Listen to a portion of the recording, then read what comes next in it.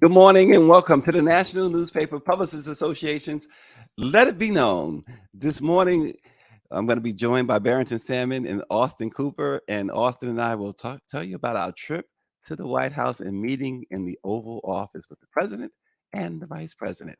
Yep, we got that treat a couple of days ago, so we'll tell you about it.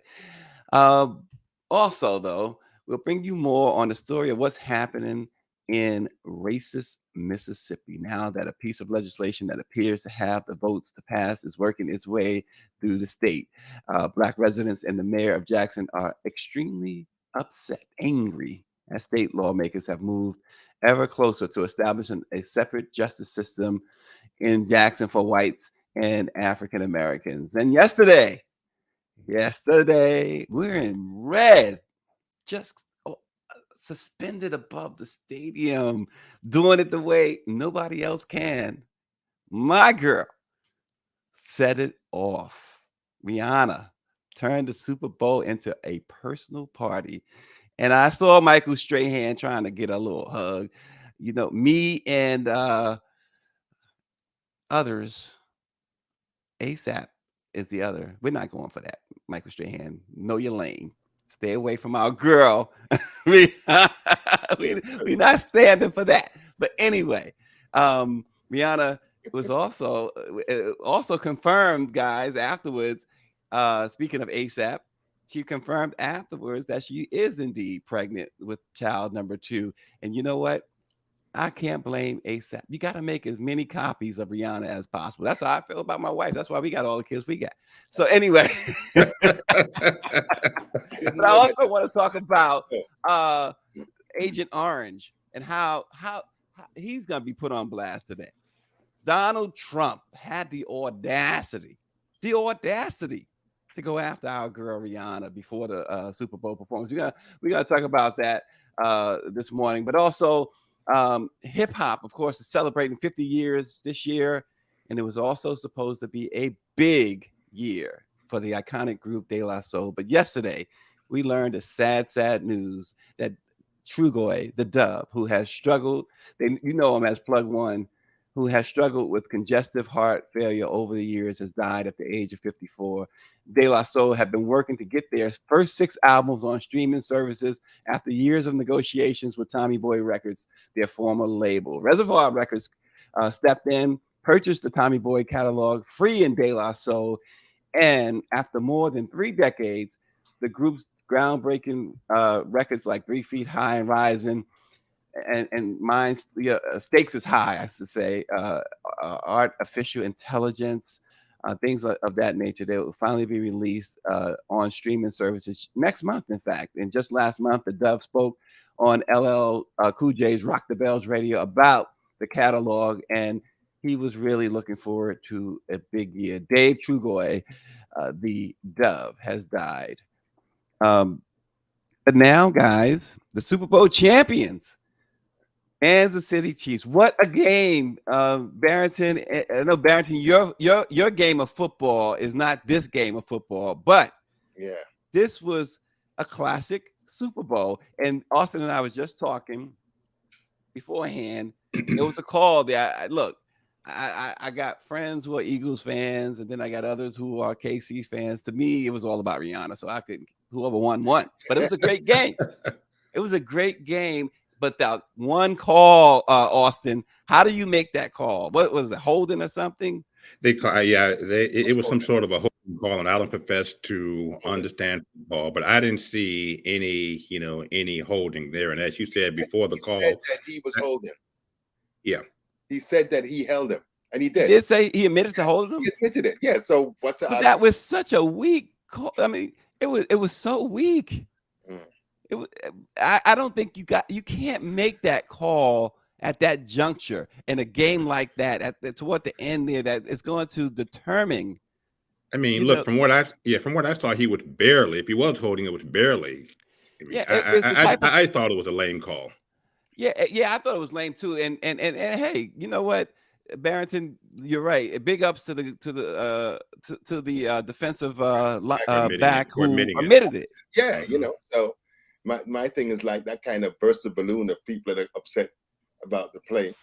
And I mean, yeah, he didn't mug him the way that some of them do, but he held him. I mean, so. Look, the Four Times writes in that the flag was flagrant and ripped Jalen of a true chance. David Youngblood said it was a lame call, but then of course you know who brings it home, right? Power 96. Power 96 writes in from YouTube that the game should have ended in a tie. He said those two black quarterbacks played like kings, and absolutely they did. Yeah, those guys went toe to toe. And who's the brother on the Eagles who made Jaron? Is that his name? Jaron, who made 3 touchdowns? I mean, just amazing. 3 touchdowns. No quarterback had ever done that. Run for 3 touchdowns. Yeah, Terrell Davis did it back in the day for Denver. I think for Denver. But Terrell Davis was a running back. Yeah, but it doesn't matter. They're the only 2 people in the history of the Super Bowl to have. I thought he was gonna miss that kick, Barrington, right there. It looked like he did initially. I guess maybe I was just praying that he would miss the kick. If that's the case, he would have been put on a train out of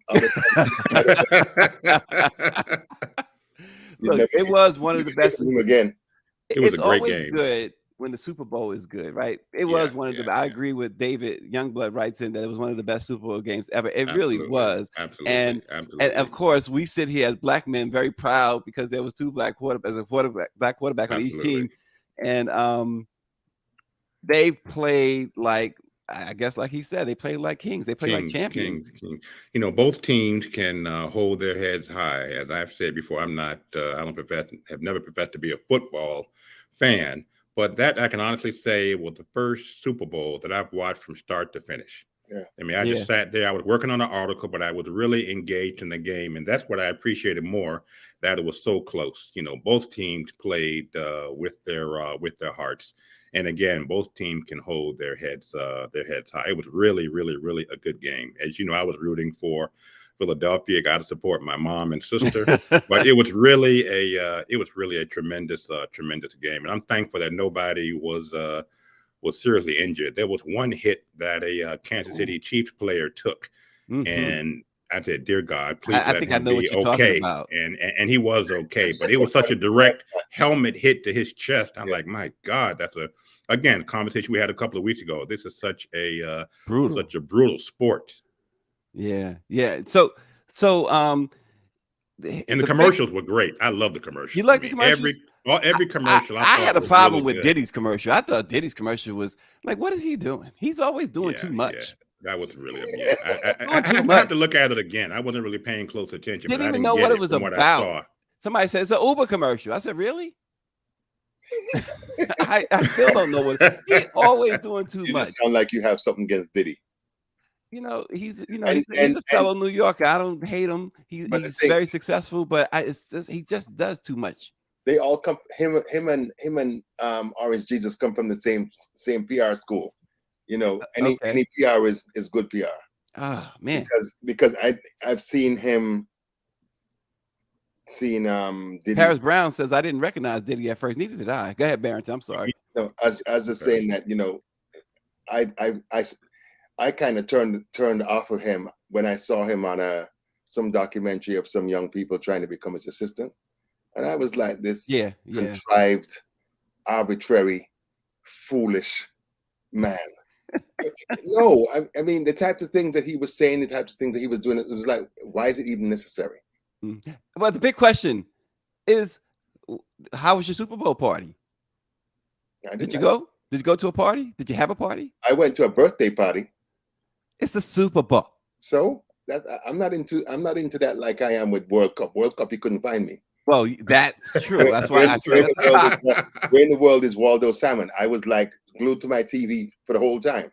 Well, I went to my wonderful little sister's house, Dr. Nicole, and she had some hot wings, jerk chicken, some McDonald's. I'm not McDonald's.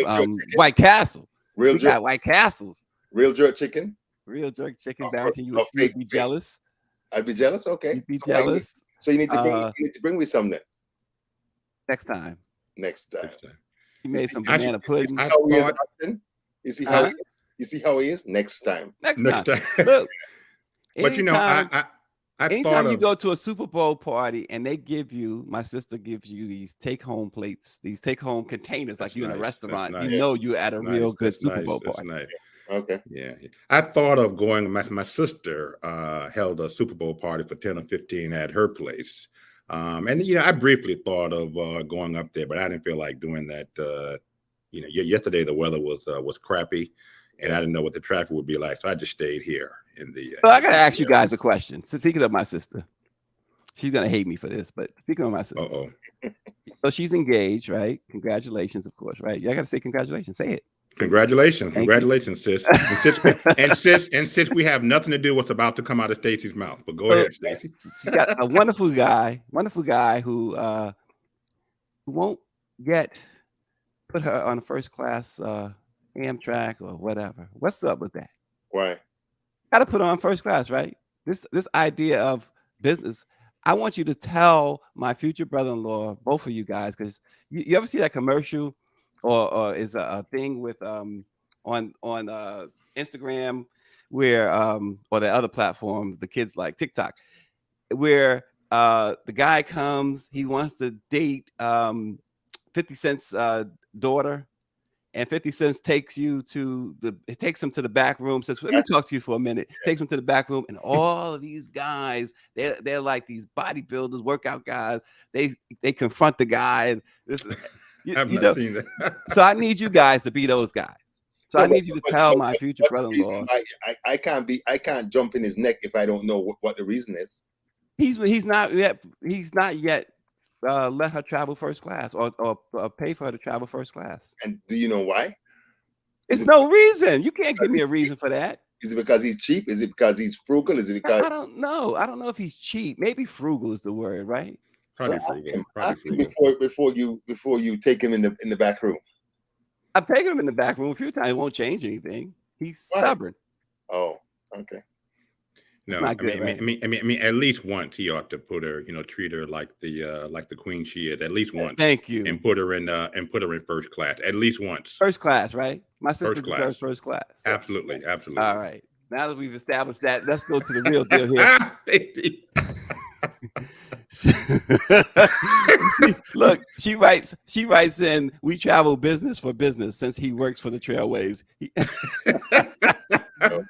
He works for now I'm really upset. Don't say that. He works for him, so he should be able to have you in the front of the train.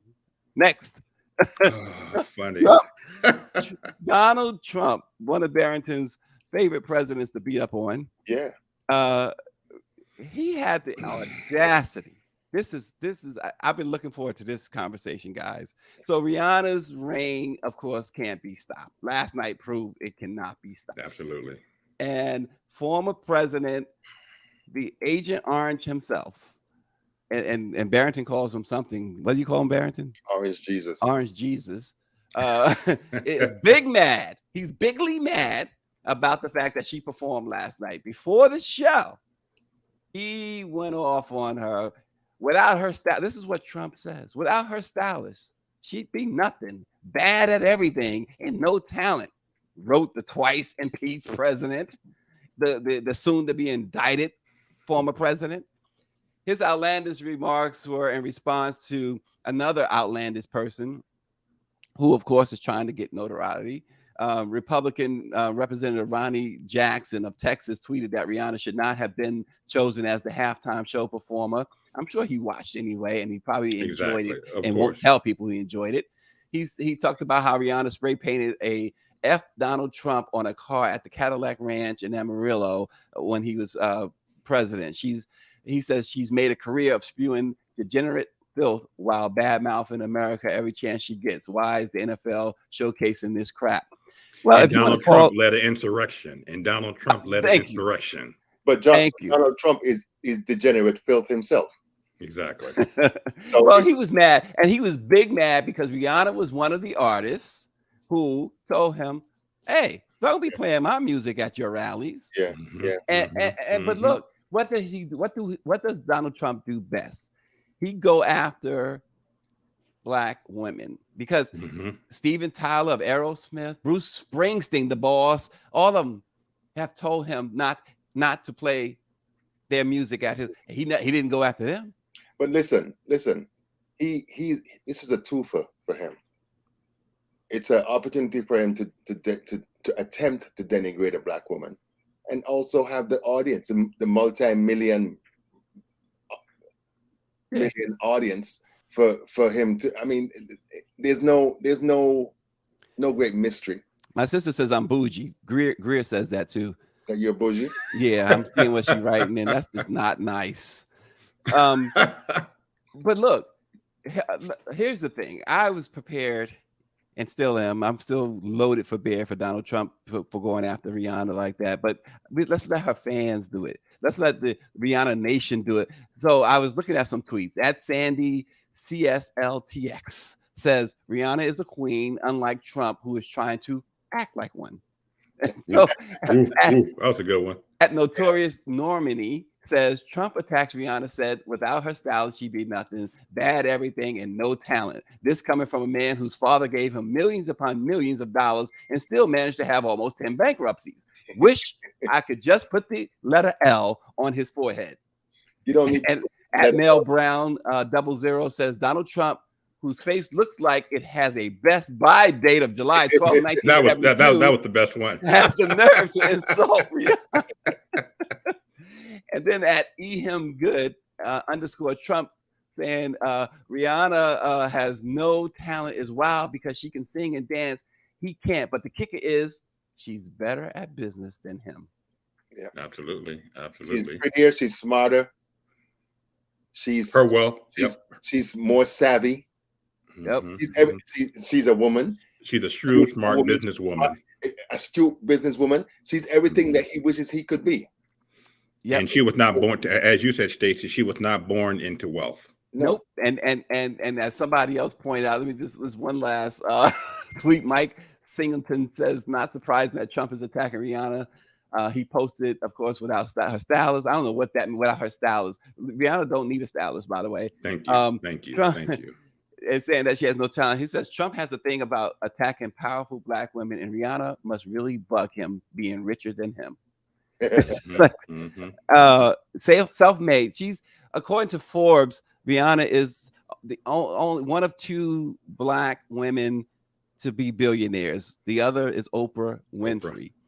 And self-made is what somebody wrote in, and that she is self. And she talked about, before the Super Bowl, she talked about the fact that she wanted to perform because she wanted to make sure that her child saw her perform. She hasn't done a lot of that. It's been the first performance in 7 years. But she has also talked about where she came from.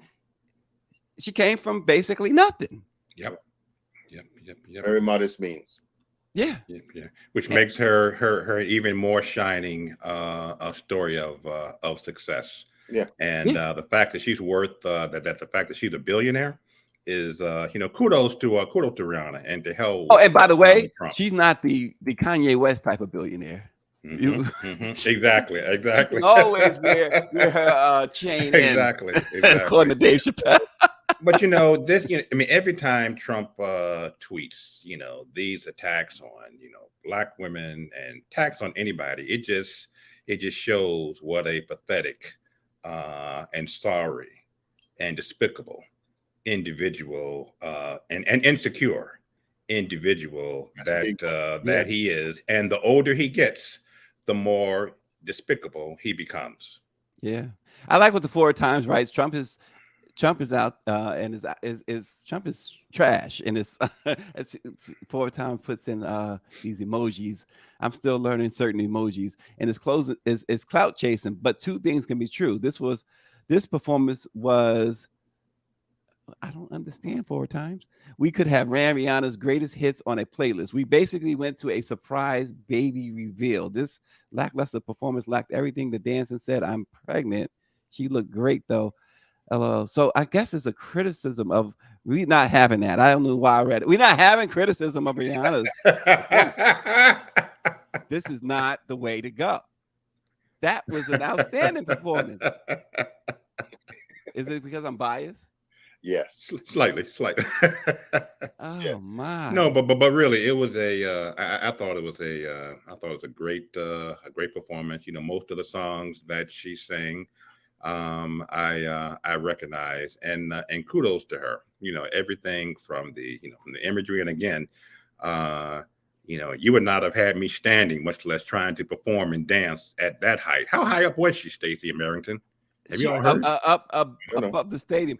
Here's the thing: her performance. Here's why her performance I thought was really good. It didn't. It's certainly not Prince worthy, but it certainly is worth talking about as to the fact that she she hadn't done it in 7 years, right? She walked on that stage, or she floated on that stage, suspended upon that stage, and she just simply, and everybody kept saying, as certainly where I was with my sister's house, and others I understand were saying, okay, when's she gonna bring out Jay-Z, or when she's gonna bring out Drake, or she didn't bring out anybody because she simply didn't need to. She just simply said, here it is. Yeah. Here's my 13 minutes of entertainment for you. And it was just that, in my view. It was very entertaining. And I love the part where you talk about her being a billionaire, smart business person, or whatever. I love the part where she had them break out the Fenty stuff and started, in mid-performance. That woman has got it. Like I said, ASAP, keep making those copies. I would make copies all the time. There's no reason not to. You're saying that because you're a man. If you had to be the one walking around for 9 months with the copies, you wouldn't be so cavalier. Talking about keep on putting them out. Let's keep things, Barrington, in their proper place.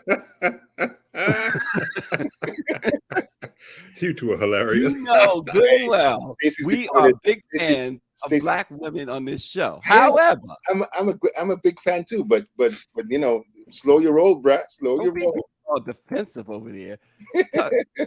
Listen, ASAP, keep up the good work.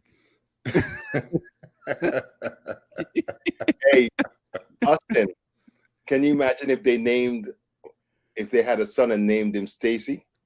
Listen, I'm gonna have a talk to Rihanna about that, because she ain't naming those child Stacy unless it's my child. Yeah, but if she named him Stacy, your chest would still be out like it was yours, though. So don't even try. What is embarrassing thinking he knows me? You two are hilarious. Listen, Donna Watts says, wondering if Kamala Harris should use this opportunity to win a couple of points toward 2024 without a statement. She's talking about the Rihanna Trump thing. Invite her to the VP house or out to lunch. Look, Rihanna may not have time for the president or vice president. She's got things to do. Does she have time for you? Listen, if I was her, I'd make time for me. Yeah. Okay. We need to work on that. We need to work on that. So listen, let's get serious. Look, it's a great game. So we move forward, but it was a great game. Great. I think, despite what my buddies over at Forward Times are saying, I think it was a great performance. Absolutely. And David Youngblood does back Donna Watts' idea. It's a great idea for Kamala, he says. But let's talk about the disgrace, the despicable, and let's unleash Barrington Salmon on this, Austin. Mississippi is doing something that if it doesn't turn your head in 7 different ways to Sunday, something like that, my grandmother used to say, then nothing will. They are outraged. They established a separate justice system in Jackson, Mississippi, a city that's 83% Black. They're establishing a justice system there for whites only and for Blacks only, a separate system. And so what's going to happen is the state's white Chief Justice of the Mississippi Supreme Court, it's white and very racist Attorney General. What's her name? Fisk or something? Something like that. It's white state police, public. We got to say her name. We'll say it in a minute, but it's white state public safety commissioner, appoint new judges, prosecutors, public defenders, and police officers to run a new district. So what they're doing, among other things, is circumventing Black people, and as far as their voting is concerned, right? And it's all made possible because as we've watched this conservative Supreme Court erode all protections that voters have, Black voters in general. We've watched them erode all types of other protections. And Mike V says it's an apartheid state. And that's exactly the word that Jackson Mayor Lubumba used. But this is disturbing on so many levels. But are you surprised?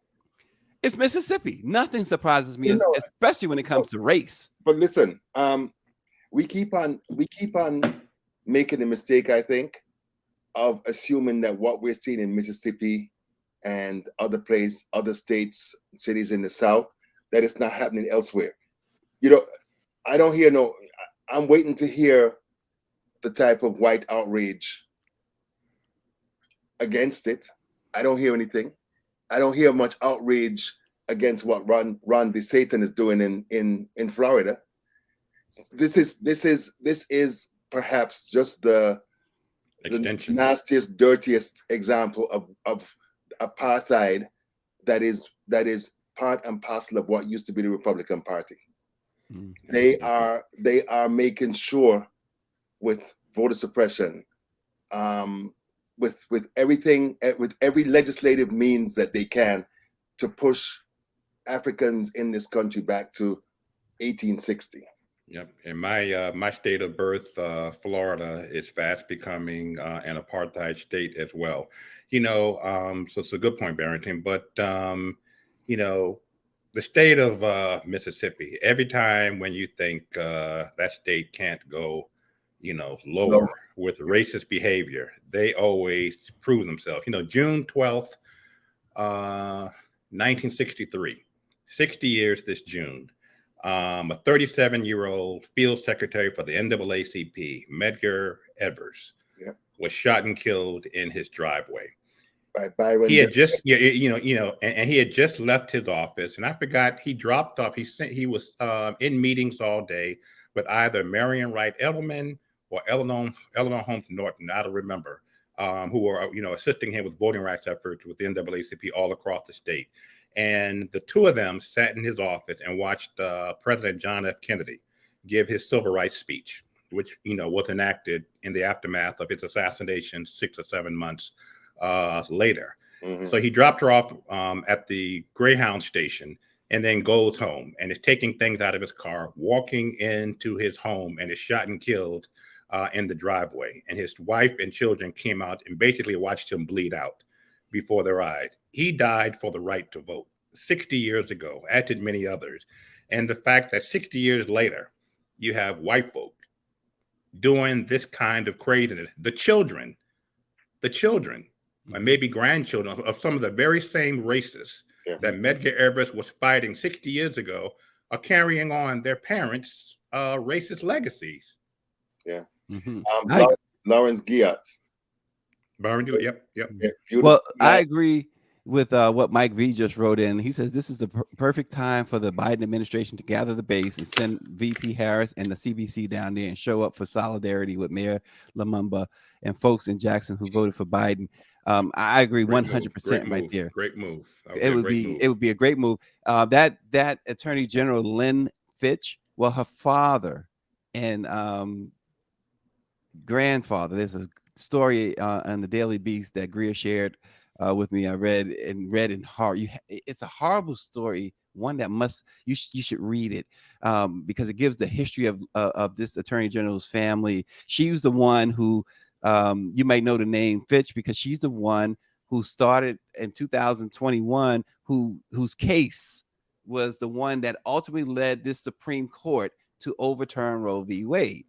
And her father and grandfather, what they did to Black people in Mississippi. I mean, her father was the Grand Wizard of the KKK, and they rebuilt the house that was, I guess it was burnt down. They rebuilt it, and the slave plantation, they rebuilt that. I mean, they have it all down there right now as we speak. She got her racism the old-fashioned way. She earned it. It's in her blood. Yeah. My sister says, y'all know what Nina Simone says. What does Nina Simone say? Mississippi, goddamn. Yeah. Lawrence Giat, wonderful man, involved in civil rights, was up here lived in the area in the DMV for quite a while, and I used to always pester him and interview him and that type of stuff. And he said that there is the United States, there's 49 states, and then there's Mississippi. He said Mississippi was a completely different animal from anything that was a part of what is the United States. Oh, Forrest. Yeah, him. Yeah, him. Yeah, exactly. That's her relative. He's a relative of hers? Yes. Lynn Fitch, the Attorney General. Nathan Bedford Forrest, who founded the Ku Klux Klan. Wow. Yeah. This guy is estimated to, in a very short period of time, somewhere between 20,000 and 50,000 Black murders from 1866 to 1872. Yeah. That's the estimate. That's how many Black lives they killed. If I saw the picture, I'd spit on it. I mean, how do you have so much hate? I always say hate blinds you. But this goes beyond even just the hate that I can even conjure up in my mind. But when you read this story, you can see, when you understand the history of slavery, you can see these people have no conscience whatsoever. The thing that bothers me the most is that if they were some people walking around with crotchless blue jeans, living in a trailer park, it'd be fine. But these SOBs are in the legislature using laws and all of these instruments, these mechanisms to inflict the most punishment on Black people. And they have done it through. Look, we talked recently about Parchment Prison down there, and how Jay-Z's Rock Nation filed lawsuits and pressed until they finally did some cleanup there. Mississippi. It's cosmetic, Stacy. Yeah, it is cosmetic. It ain't no real changes going on in Mississippi prison system. It's one of the worst in the world. Without question. And the thing about it, Mississippi, I just can't see. And again, we got two amazing newspapers down there, the Jackson Advocate and the Mississippi Link. Jackie Hampton, one of our board members, and one of the more fantastic people in the National Newspaper Publicists Association. I just can't see how you live there. If you have the means, I don't see why you are there. I couldn't even visit. If we had a conference in Mississippi, wouldn't go. I wouldn't. I have to say, that's when I'd call in sick. Yeah, I've been to Jackson a few times on business meetings. Every year, Chairman Benny Thompson, who's from Mississippi, hosts a Congressional Black Caucus Institute conference every August in Tunica, Mississippi. I've gone to that 5 or 6 times. But I tell you, to get to that part of Mississippi, I would fly into Memphis, rent a car, and then drive maybe 50 miles to Tunica. And years later, after the Civil Rights Movement and all of that, I make it a point to land in Memphis 10 o'clock in the morning. Yes. And to have plenty of time to drive to Mississippi, where I'm not on the roads at night. Yeah. I've never experienced racism in Mississippi, but I tell you, I'm never 100% comfortable when I'm there. When I get to the conference, I ain't going out looking for nobody. I just stay on the conference facilities. Very nice people in the casinos, like very you're in nice a foreign people. country, right? Exactly. Yeah. And then, I leave early in the morning, by, not 5:30 in the morning, 6. No, I'm leaving at 9 a.m. to drive and get a mid-afternoon flight back to Washington. But to your point, I mean, I've been there a couple of times, but I'm never 100% comfortable when I'm there, just because. And even as I'm driving, I'm looking at the trees, and you see that the sign that says "Welcome to the state of Mississippi." Oh God! And my heart each time skips a beat. And as I'm driving and I'm looking at the trees, and this is daylight, and looking, I'm saying at the trees. Exactly. If these trees could talk, if this soil could talk, what have you witnessed that we don't even know about? Yeah. This is, again, that article that we talked about, Greer put up to, you could get an even better imagination of what those trees and what that soil has witnessed. And I know that that's just a small tip of the iceberg. What we know, exactly. And that is hard. Mississippi, I'm like Barrington on this. When it comes, Barrington has this thing about burn stuff down. This is one of those times where I'm certainly would just do it. They should take the military, wipe it out, and restart. Mississippi has there is nothing redeeming about Mississippi. It can't be, just like we talk about police, it can't be reformed. No. And the thing that I always think about as someone with an immigrant background is how we were always told when we were in Jamaica and other places about the fabulous, the great democracy on a hill, the place where freedom and justice reigned. And you come here and you see a prick like Ron DeSantis doing what he's doing. You see this Fitch person, you see this Tate Reeves governor, and all of these white people, these certain white people, because I'm not saying all white people are like this, but these certain white people who are intent on criminalizing, imprisoning, and doing whatever they can to Black people. And this is just another insult on the city of Jackson, Mississippi, because they have never allowed the mayor or the government, the city government, to take care of the more than century-old water pipes in the city.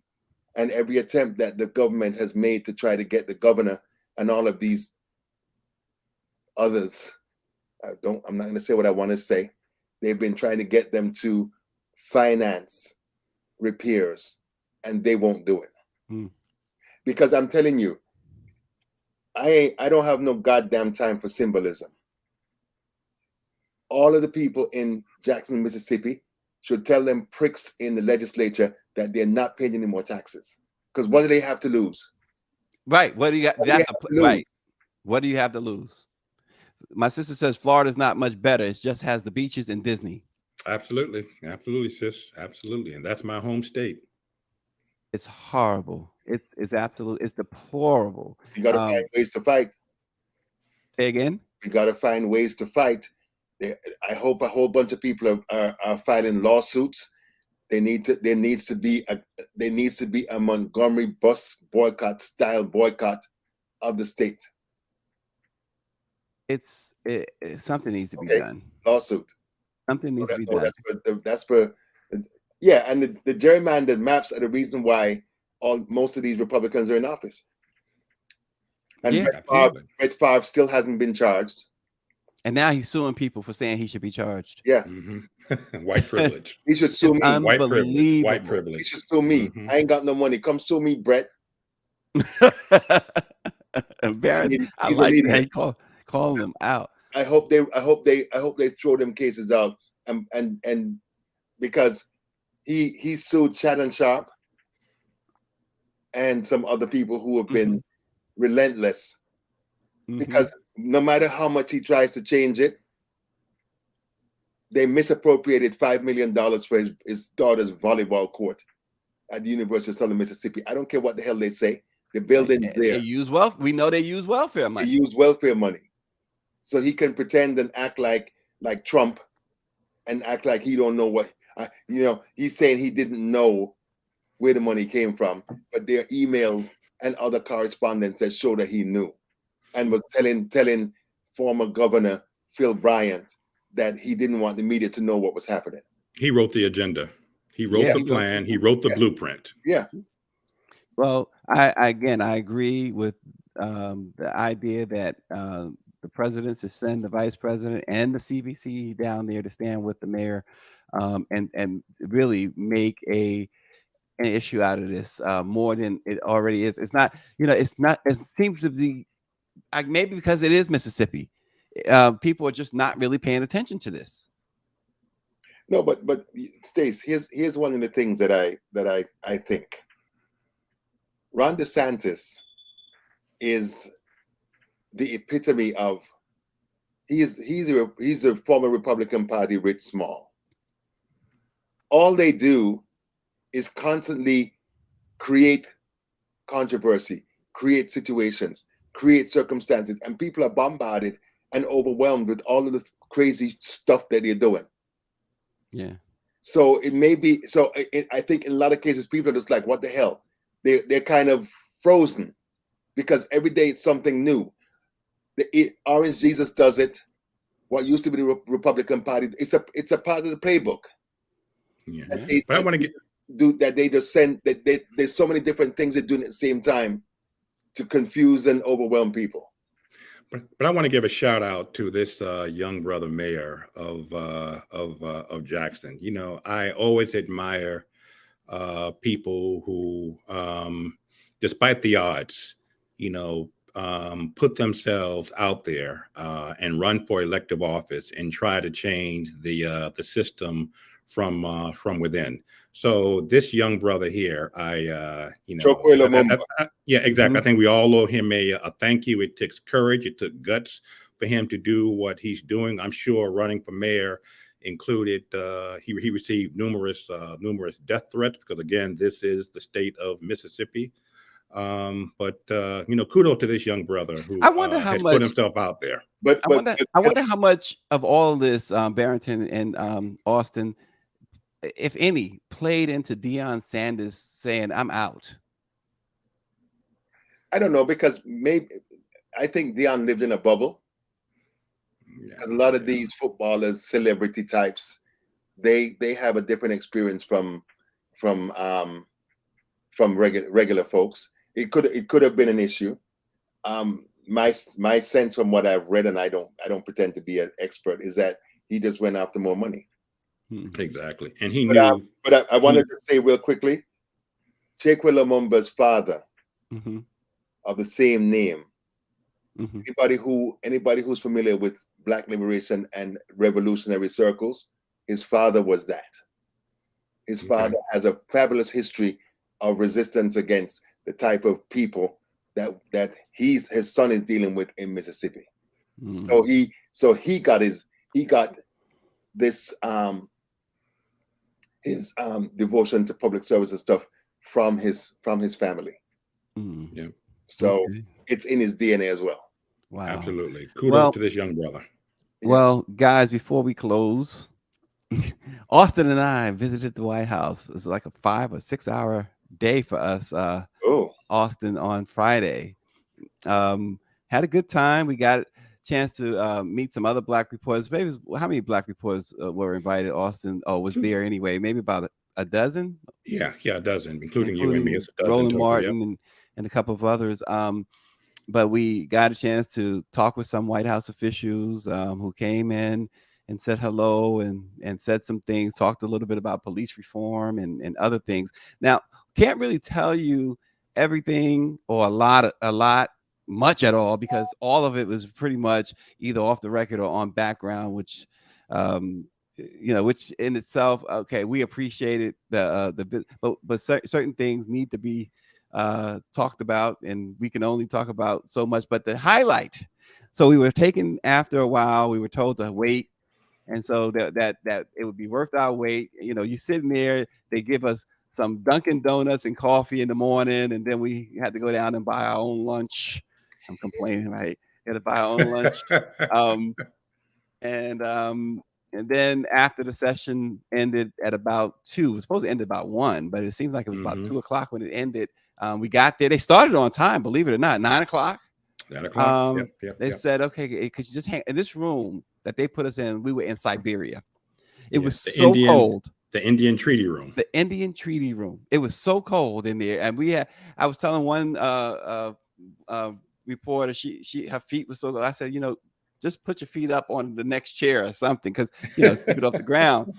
And because the coffee was good, but it wasn't keeping us warm. But nonetheless, they took us. They said, hang out. Nobody. When it was over, it was supposed to be over.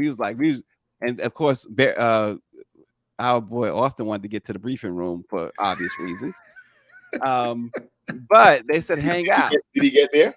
Oh, he got there, but the briefing room also came to him before he got there, because Corinne, she came and she said hello. She was wearing, what was she wearing, Austin? I don't recall. Austin's not going to let you draw him into any activity. Barrington, she was wearing this pink outfit, this pink blazer and pants and I guess blazer is the right word, because Austin, that it was like 32 degrees below zero before she walked in, but it was probably about 100 when she walked in. Yo, Austin. Oh man! But nonetheless, they teased us to say, "Hold on, you won't regret it if you hang around for a little bit." So they took us downstairs, and at first I thought this was the extent of it, because it takes a lot of stuff to impress me when it comes to artifacts and stuff like that. So they took us to Kamala Harris's office, and in her office they talked this desk. The desk was awesome, because the desk used to be. It was John F. Kennedy's desk originally, I believe, Austin, and it was and then Richard Nixon's. Mm-hmm. Then Richard Nixon's, and they still had the duct tape. Resolute desk. Yeah, they still had the duct tape from where he hid the Watergate tapes on it, and all the vice presidents signed this desk. So it was pretty cool. Mm-hmm. But the coolest thing, now, as many times I've gone to the White House, and Austin's been to the White House many times, I have never been in the Oval Office. Well, guess what they did? They took us to the Oval Office. Secret Service took all of our phones before we went in. Was Joe Rankin there? Listen, I don't care who else was there. The fact is, Vice President Harris and President Biden greeted us in the Oval Office, and we got a chance to talk with them in the Oval Office. Okay. They did talk about police reform in the Oval Office with us. Again, you got the story. Well, again, Barrington, most of that stuff was either off the record or on background. Okay. So this is about me saying this. I don't know if the White House wants me to say this much, but you can't take that experience away. That was a great experience, and we appreciate the White House for Erica Lowe, especially. Thank you, Erica. Corinne, very hospitable. Rakia Dorsey, Megan Lynch, all of them. And then, of course, Austin made an observation that I made, and I'm not afraid to say, it's the best looking White House we've ever seen. I'm glad. I'm glad for these this White House, these young ladies that Bill Clinton's not president. They don't have to deal with Slick Willie. Oh Lord. No, it was as Stacy says, it was truly an out of body experience. I've gone to briefings before. I've been in the West Wing for meetings with Ambassador Young and a couple of others, but the other part of the West Wing. But I said to Stacy at one point when they asked her to stay behind, I said, I bet you they're going to have the vice president. And I thought right. Come through here, and I said, and that just seemed like the likeliest source. And at one point, Stacy, I glanced over, and Erica walked out, and I saw her there talking to Corinne, and I said, "Well, something's in the works here." Yeah. But again, I thought it was the vice president, and when they opened the door, and there was the there was the president. And wow, this is real.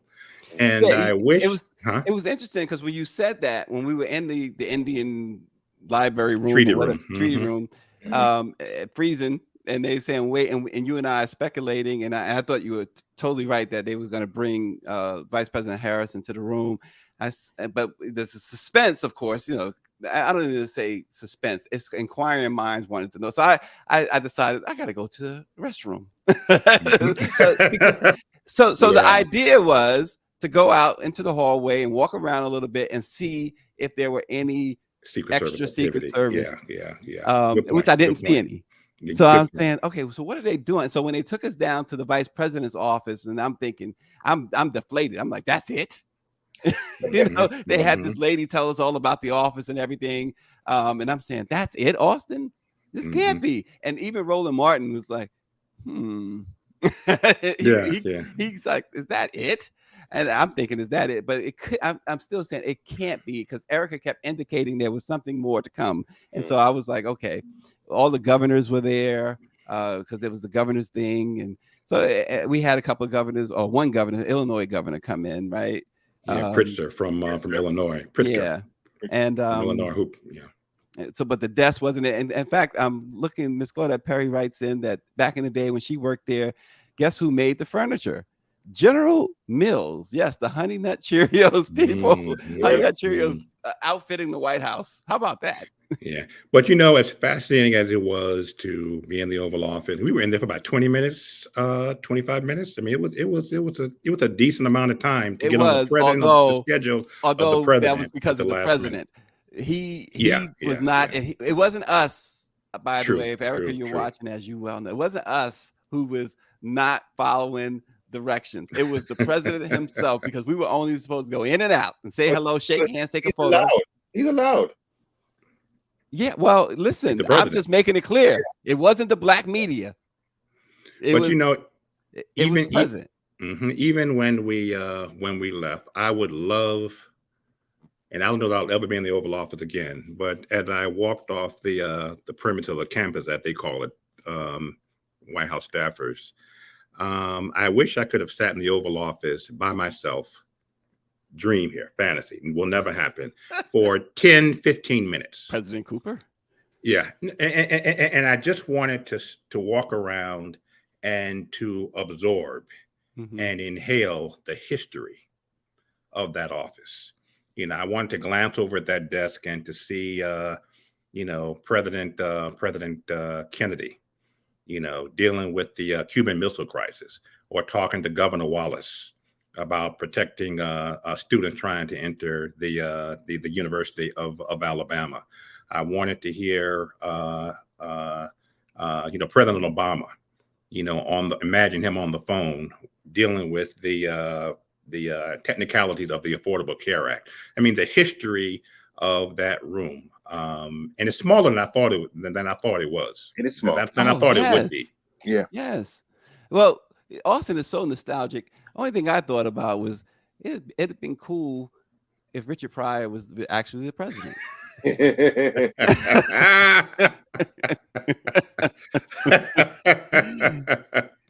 But I mean, it was a great experience, and it's fantastic that the NMPA is recognized among the and very well should be, but it's still refreshing that they recognize the NMPA, and Washington Informer, part of the NMPA. Austin was representing the Informer. It's really important that we are recognized, because look, and I'm not talking about myself, I'm a part of it. I'm just one small part of the NMPA and Black Press of America, but we are, when you say vital, it's an understatement of how important we are. We can't overstate how important we are. So for the president, the vice president, for the administration, Erica and for Kia and the rest of them to understand and acknowledge in that way, it was refreshing, because sometimes even our own people will overlook or diminish what we mean to our communities, and that's unfortunate. So it was really that's why it was important. I don't get excited about those things, but I do get excited for the organization. Stace, I was just thinking that the Congressional Black Caucus for a long time, I don't know if it's necessarily the case now, called the conscience of Congress. And the black press is the conscience of journalism in this country. Very good analogy. Absolutely. Because most of the time when you work for a mainstream newspaper, you got to do things to make sure you keep access. You got to make sure that you're spouting the party line, and most of the time the party line is damaging or hurting people that look like us. So the work that we do as Black journalists, the work that NMPA does, is, as you said, it is critical, and particularly in these times, when certain white people who have been emboldened by Orange Jesus have no problems showing us who they really are. And I would just say, we've had this conversation before. Black people in this country need to stop looking at these white people and thinking about how we wish they were, and see them as they are. Well, hey, no better way to end today's show. Very well said, Barrington Salmon, and Austin Cooper, who got a chance to twice hang out with Corinne Jean-Pierre. That was his Super Bowl. His life is complete. His life is now complete. Yeah. No, we have fun. We appreciate the courtesy and the hospitality of the White House staff. Again, Erica Lowe, Rakia Dorsey, totally hats off to you guys, and the great work that they do. They under the circumstances they have to do it. They do an amazing job, and they always do it with a smile. I don't know how they keep it, but they do it. And so good for them. Good for Corinne. We're going to get a chance this program to talk with Corinne. We are scheduled to talk with Corinne on this program later this week, at least to record a conversation with the White House press secretary. So stay tuned for that, y'all. Thanks again, Austin Cooper, the Washington Informer, Barrington Salmon, the great NMPA journalist, Black press journalist. We love saying that. And thank you all for watching. Let It Be Known. We'll see you again tomorrow.